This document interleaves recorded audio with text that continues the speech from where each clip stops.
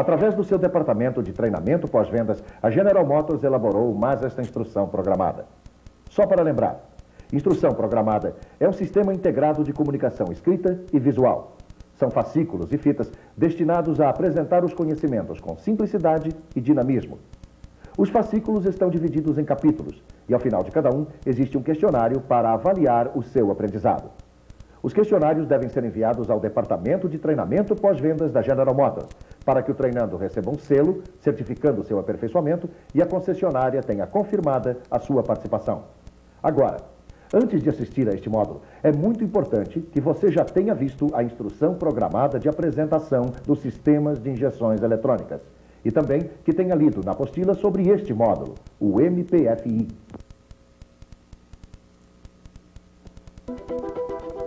Melhor dirigibilidade, maior potência, desempenho superior, redução na emissão de gases poluentes, menor consumo de combustível e menor necessidade de manutenção.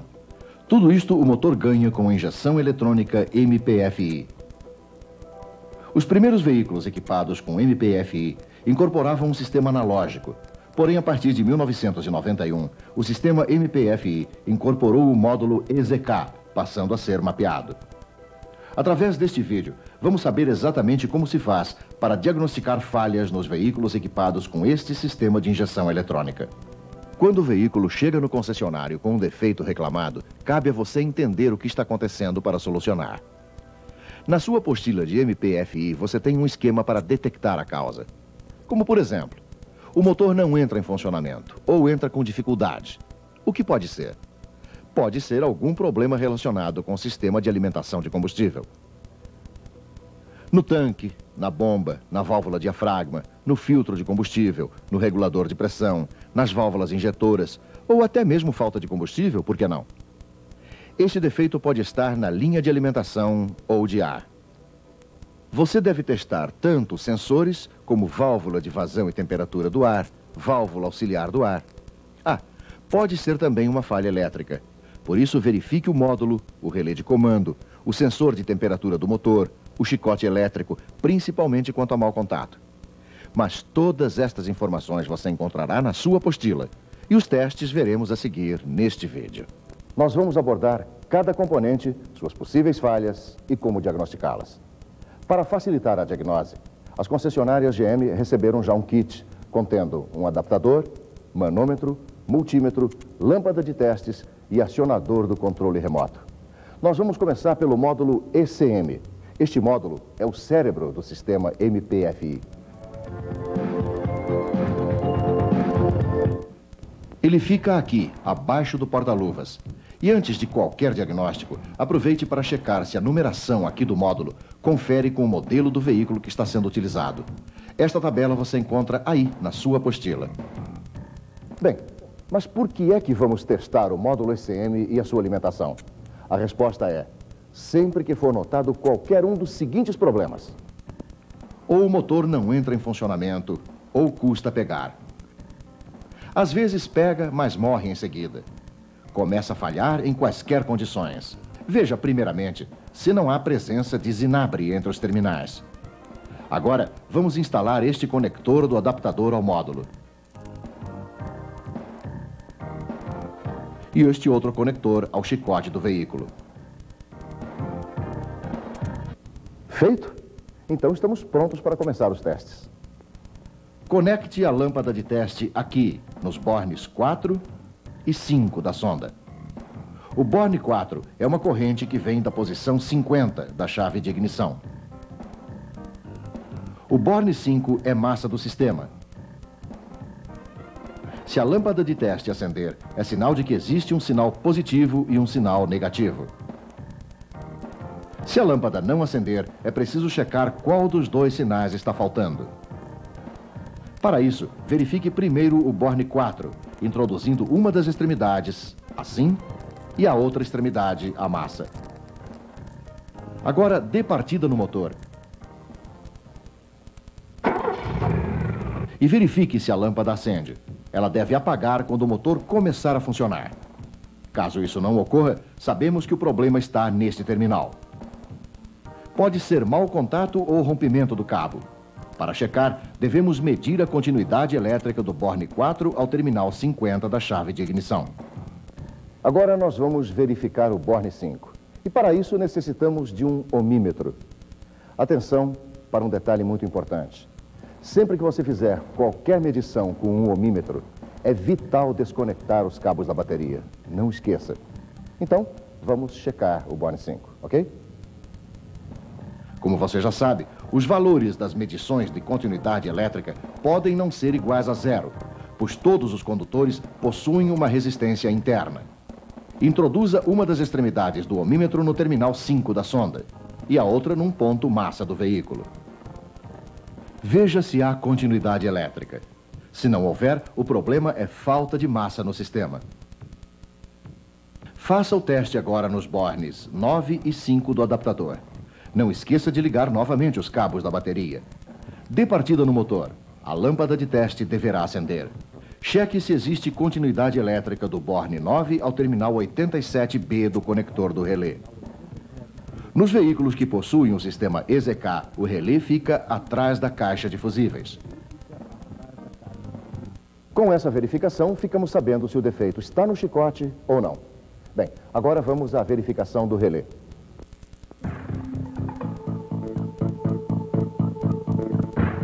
Testamos o relé sempre que o veículo apresentar os seguintes problemas.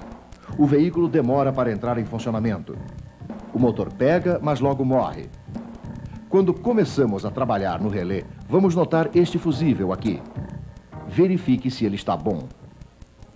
Não esqueça, toda vez que você substituir um fusível, utilize outro da mesma amperagem, porque se isso não for feito, existe o risco de danificação de todo o sistema. Muito bem. Agora, para saber se o defeito está no relé ou na fiação, vamos fazer o seguinte. Com a ignição desligada, desconectamos o relé e medimos os bornes 30 e 31 com uma lâmpada de teste. A lâmpada deverá acender. Se não acender, cheque o borne 31, que é massa do sistema.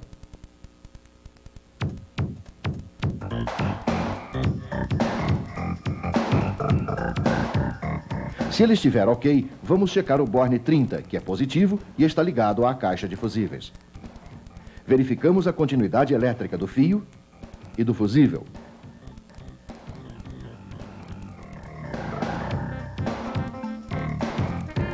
Agora vamos testar os terminais 15 e 31.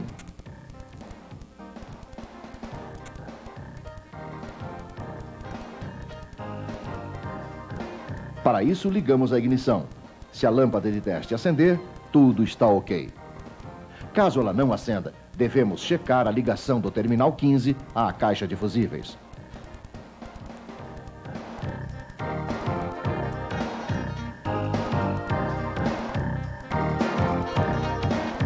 Com a ignição ligada, agora vamos à verificação dos terminais 1 e 31. A lâmpada acendeu? Então não há problema. Se não acendeu, verifique a continuidade do fio que liga o borne 1 da bobina ao borne 1 do relé.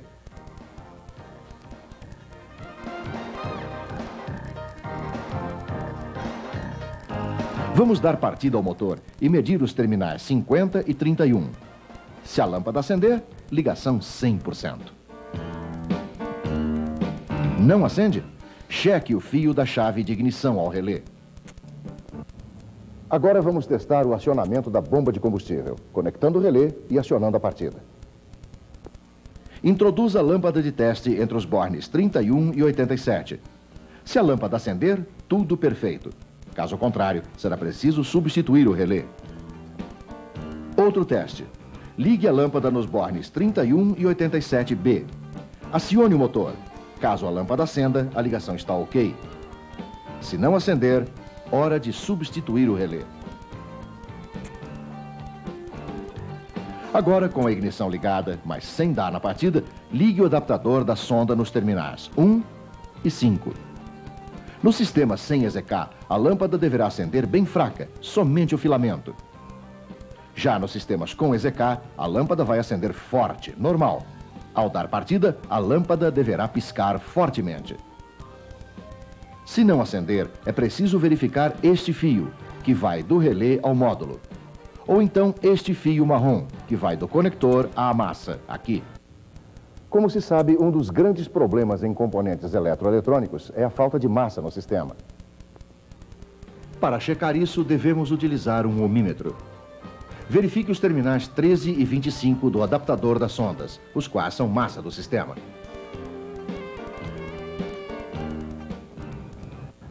Nós já alertamos uma vez e agora vamos chamar a atenção de novo. Toda vez que utilizar um ohmímetro, desconecte o polo negativo da bateria. Segurança acima de tudo, certo? Os valores encontrados nos bornes 13 e 25 devem ser próximos a zero. Caso a leitura no ohmímetro seja igual a infinito, vamos ter que checar os fios 13 e 25, que são fios marrons, indicando que se tratam de massa do sistema. Muito bem, vamos fazer um pequeno intervalo. Enquanto isso, você aproveita e responde aos testes da sua apostila. E a gente volta já já.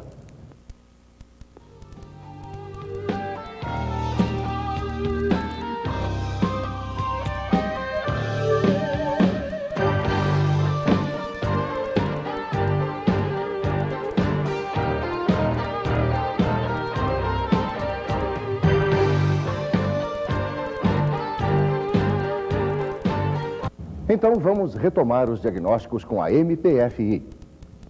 Vamos abordar agora as válvulas injetoras do sistema. Elas ficam no tubo de distribuição de combustível, aqui, ao lado do cabeçote.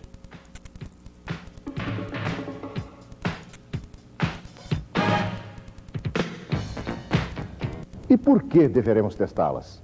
Sempre que notarmos os seguintes problemas: consumo elevado de combustível, baixa potência, motor falhando, marcha lenta oscilando. Começamos por desligar todos os conectores e, com o auxílio de um ohmímetro, vamos medir a resistência de cada uma. A leitura deverá estar entre 2 e 3 ohms. Verifique e substitua a válvula que estiver com problema. O problema poderá estar, porém, no chicote de alimentação. Para testar, medimos entre o borne 12 do adaptador e dos conectores do primeiro e do quarto cilindro.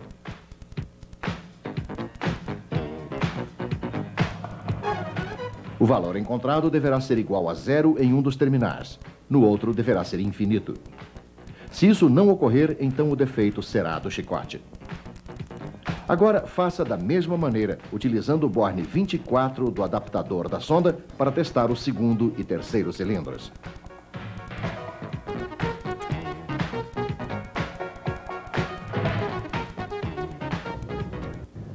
E olha, ainda vem mais por aí, tá? Nós vamos verificar agora o pré-resistor. Ele está localizado aqui, atrás do porta-luvas.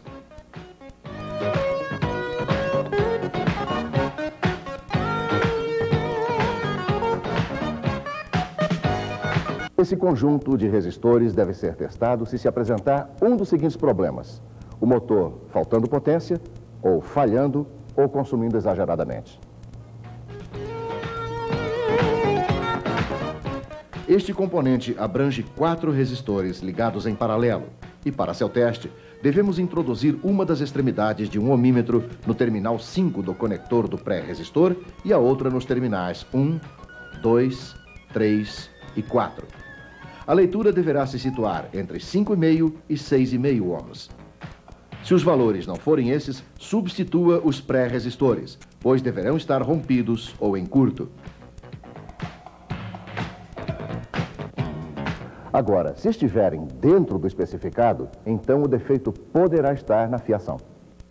Para verificar isso, vamos instalar uma extremidade do ohmímetro no borne 9 do adaptador da sonda e a outra nos terminais do conector de cada válvula. Uma das extremidades deverá mostrar valor 5,5 a 6,5 ohms. Na outra, o valor deverá ser infinito.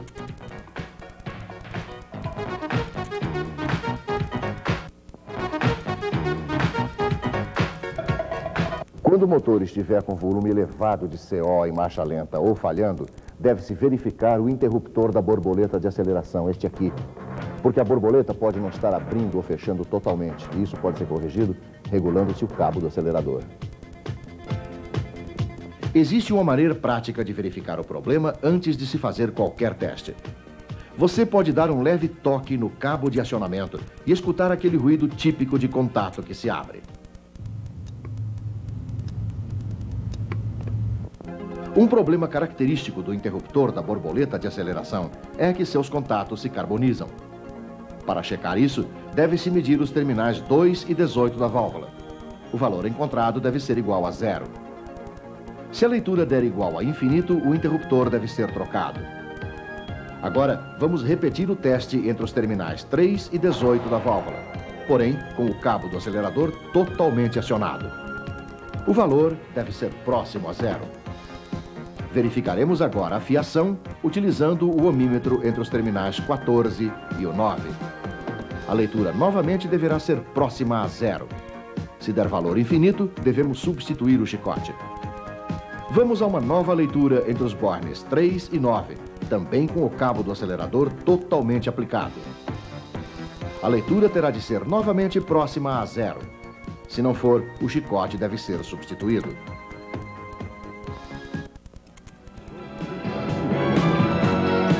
Bom, nosso próximo diagnóstico será no sensor de temperatura do motor, que pode apresentar os seguintes defeitos.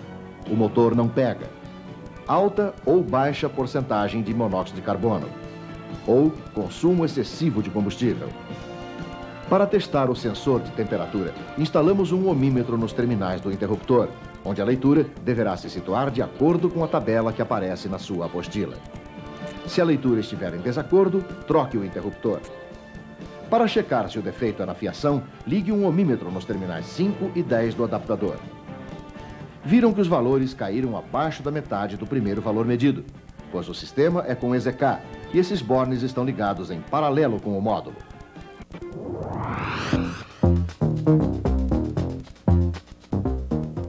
O próximo componente a ser testado é a válvula auxiliar de ar. Ela fica meio escondidinha, essa aqui, ó.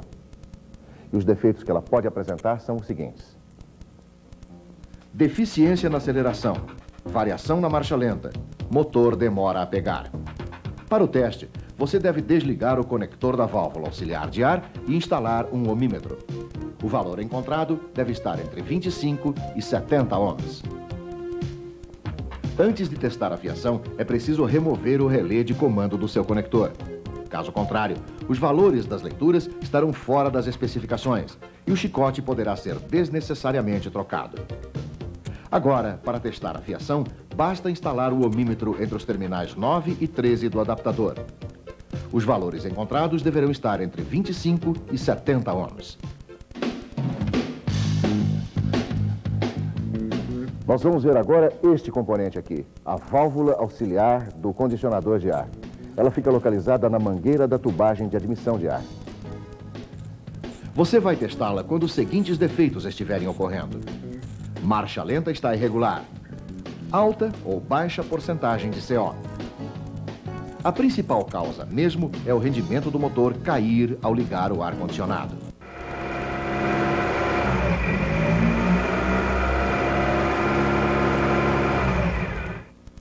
Para testar este componente, temos que medir a sua resistência interna. Então a gente desliga os conectores e instala um ohmímetro nos terminais da válvula. O valor encontrado deverá estar entre 10 e 17 ohms.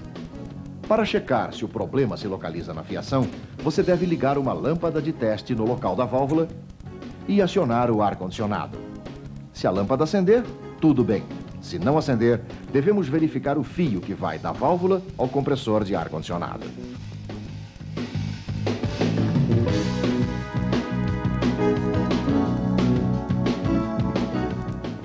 Devemos também checar este fio marrom da válvula, que é massa.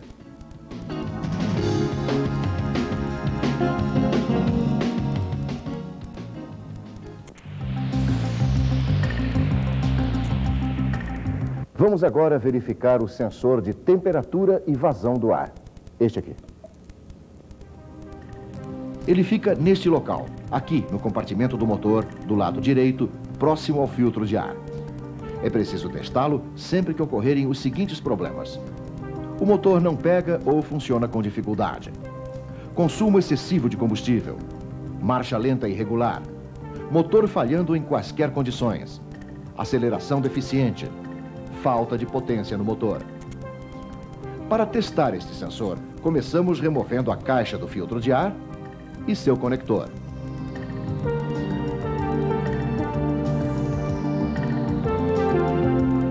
Agora, com um ohmímetro, medimos o sensor através de seus terminais 8 e 9. Uma vez que se trata de um resistor NTC, cujos valores variam de acordo com a temperatura, as leituras corretas devem se situar entre 160 e 300 ohms. Se os valores estiverem fora dessa faixa, será necessário trocar o conjunto completo. Bom, chegou a hora de verificarmos o medidor do fluxo de ar. Vamos lá? Os testes são feitos medindo-se os terminais 5 e 7 do sensor com o auxílio de um ohmímetro. Utilize uma ferramenta adequada e desloque as palhetas do sensor até o seu batente. Assim, é importante atentar para um detalhe aqui. Os valores de resistência mostrados no ohmímetro devem estar sempre crescendo, uma vez que se trata de um cursor que se desloca sobre um resistor, o que poderá gerar mau contato. Fique alerta. Os valores encontrados deverão estar entre 60 e 1110 ohms.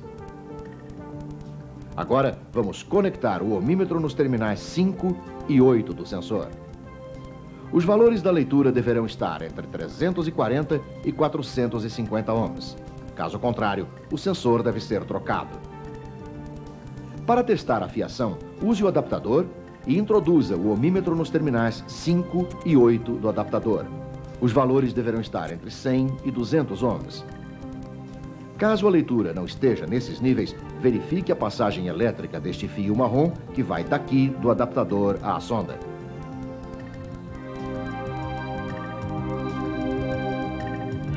Como também a continuidade elétrica deste fio azul claro e preto que vai do conector adaptador ao sensor.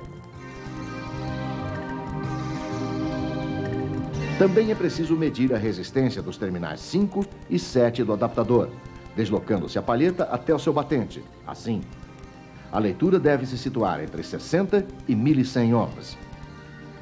Bem como este fio azul claro e verde que liga o sensor ao módulo. Se ele estiver interrompido, será necessário trocar o chicote. Você deve ter reparado que a gente não se aprofundou muito no funcionamento dos componentes em si, e mais no seu diagnóstico, pelo seguinte motivo. Eles já foram exaustivamente cobertos nas apostilas, nos manuais e nas fitas que estão à disposição de todos vocês na concessionária. Bom, agora a gente faz mais um intervalo, você aproveita para responder o questionário da sua apostila e a gente volta daqui a pouquinho. Tá legal?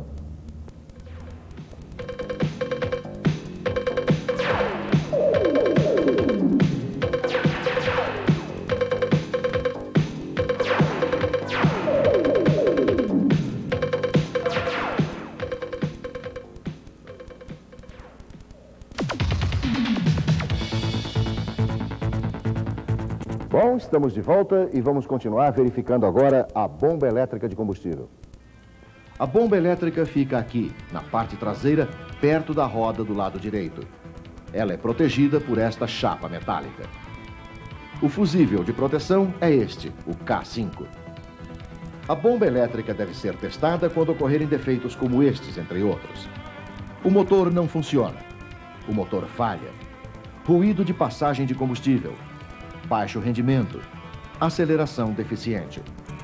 Para fazer este teste, há que remover a mangueira de combustível, mas antes preste atenção. Toda vez que a gente vai mexer em mangueira do sistema de alimentação, tem que antes aliviar a pressão do sistema. Para isso devemos remover o fusível da bomba e acionar a partida do motor repetidas vezes. Retiramos o relé de comando do conector e introduzimos o controle remoto nos terminais 30 e 87B. Acionamos esse controle e verificamos se a bomba está funcionando, através do ruído característico da mesma. Caso isso não ocorra, devemos testar se há continuidade elétrica até a bomba. Se ela acender, a fiação estará ok. Caso contrário, cheque este fio roxo que vem do relé com a massa.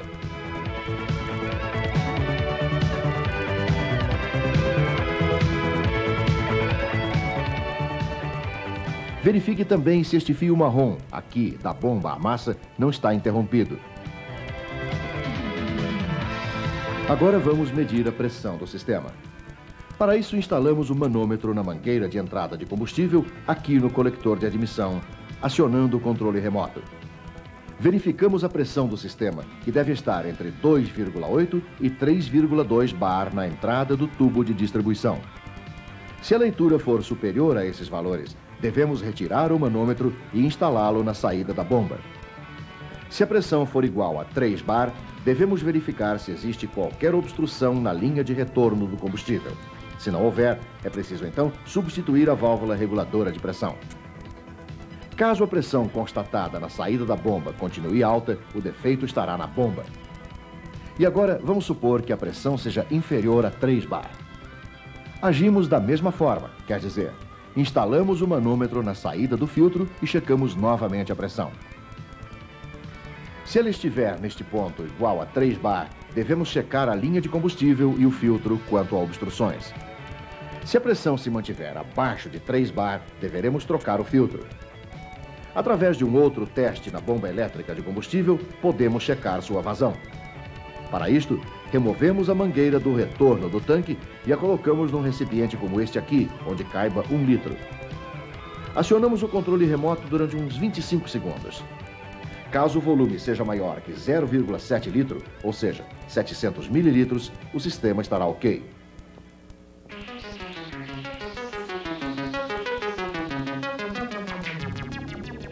Se, porém, esse volume for igual a 700 ml, devemos substituir a válvula reguladora de pressão.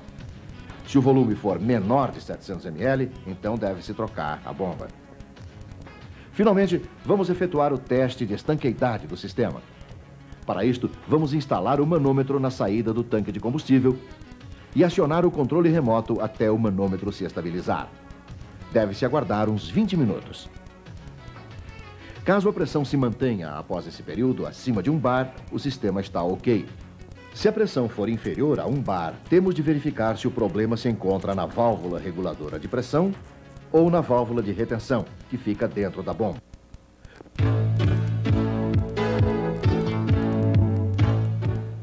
Vamos falar agora dos testes da válvula reguladora de pressão. Ela fica na tubagem de distribuição, entre a terceira e a quarta válvula injetora. Assim como a bomba, este componente também pode causar uma infinidade de problemas, prejudicando o bom funcionamento do veículo. Já abordamos anteriormente os testes de verificação desta válvula, ao diagnosticar o teste da bomba. Também no sistema encontra-se a válvula de diafragma, localizada entre a bomba e o filtro de combustível. Um dos problemas aqui é diafragma furado, mola sem pressão ou rompida. Isso acarreta dentro do veículo um desagradável ruído de passagem de combustível.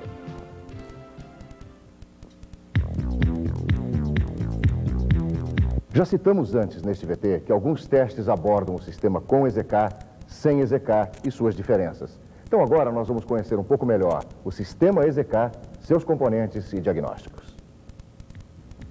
A principal característica do sistema EZK é permitir ao motor operar no limite de sua detonação. Isto faz com que a taxa de compressão seja aumentada, melhorando assim o desempenho do motor. Permite ainda modificar o ângulo de ignição para cada cilindro individualmente. O módulo EZK fica aqui, atrás do porta-luvas. Este módulo recebe e processa informações emitidas por diversos sensores. O sensor de temperatura do motor, o sensor de altitude, o sensor de detonação, o sensor Hall e outros. Com sua ignição mapeada, o módulo EZK também é responsável por um atraso do ângulo de ignição após ocorrida uma detonação. Esse sistema também indica falhas de alguns sensores através da lâmpada de advertência, localizada no painel de instrumentos. Não existe um teste específico para o módulo EZK, mas algumas verificações podem evitar a sua substituição desnecessária. A gente pode, por exemplo, verificar as condições da sua alimentação. Vamos ver alguns testes possíveis. Pode-se verificar se o módulo EZK está recebendo alimentação, e isso se nota ao acionar a chave de ignição e medir a voltagem. A tensão entre os terminais 6 e 20 deve estar em aproximadamente 12 volts. Caso o voltímetro não indique esse valor, devemos medir a continuidade do terminal 6 do conector do módulo EZK na posição 15 da caixa de fusíveis, como também o terminal 20 do conector à massa. Outra checagem importante é medir do conector 9 ao conector 6 do módulo, cuja tensão deverá também ser de aproximadamente 12 volts.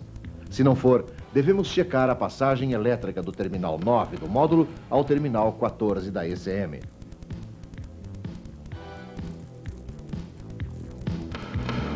Uma outra verificação no módulo EZK é ligar a chave de ignição sem dar partida e medir a voltagem entre o borne 25 e o 6, que deverá ser aproximadamente 12 volts.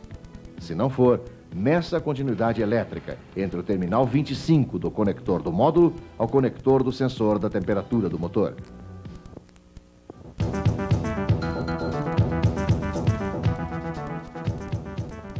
Existe um outro componente diferenciado no sistema com EZK. É o sensor de temperatura. Ele não é intercambiável entre os dois sistemas. O sensor de temperatura localiza-se também sobre a caixa de válvula termostática. Para verificar se esse sensor está ok, devemos medir seus terminais e anotar os valores.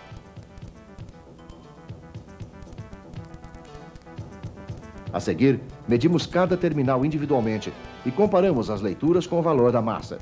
O valor encontrado deve ser aproximadamente a metade do primeiro valor anotado. Acompanhe os valores mostrados aqui na tela.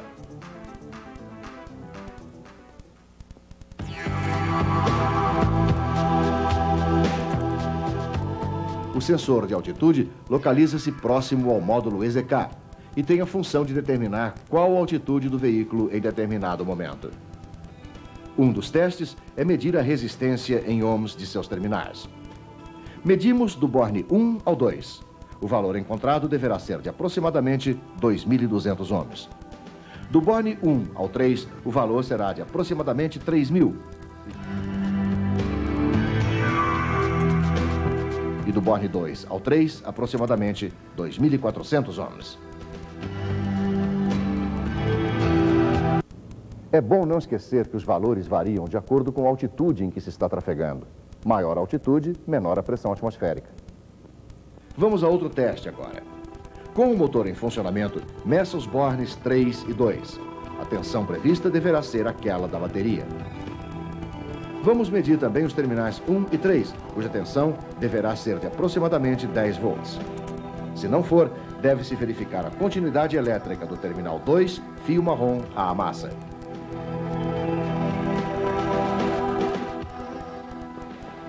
Depois devemos checar o terminal 1 à massa. A seguir, o terminal 1 ao borne 11 do módulo ECM.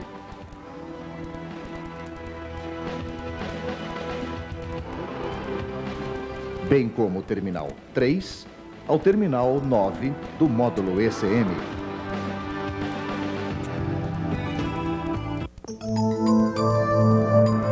O sensor Hall fica localizado dentro do distribuidor. Sua finalidade é gerar um sinal de rotação do motor e da árvore de manivelas, mandando informações ao módulo EZK, que por sua vez vai atuar no ângulo de ignição correspondente. Também não existe um teste específico para esse sensor, mas nós podemos sempre verificar a sua alimentação. Para tanto, instalamos o voltímetro nas duas extremidades do conector. O valor encontrado deverá coincidir com a tensão da bateria.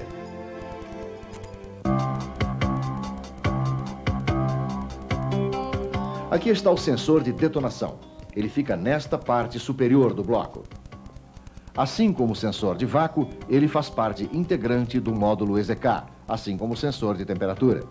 Estes sensores integram o autodiagnóstico do sistema EZK. Caso ocorra qualquer problema com esses componentes ou suas ligações, esta lâmpada vai acender aqui no painel de instrumentos. Normalmente, a lâmpada deve acender e logo se apagar quando ligamos a ignição, indicando que o sistema encontra-se operante. Mas existe um código de piscadas desta lâmpada. 2 piscadas significam ocorrência no sensor de temperatura ou no cabo. 4 piscadas indicam problema no circuito de reconhecimento e no sensor de detonação. 5 piscadas alertam para o sensor de vácuo.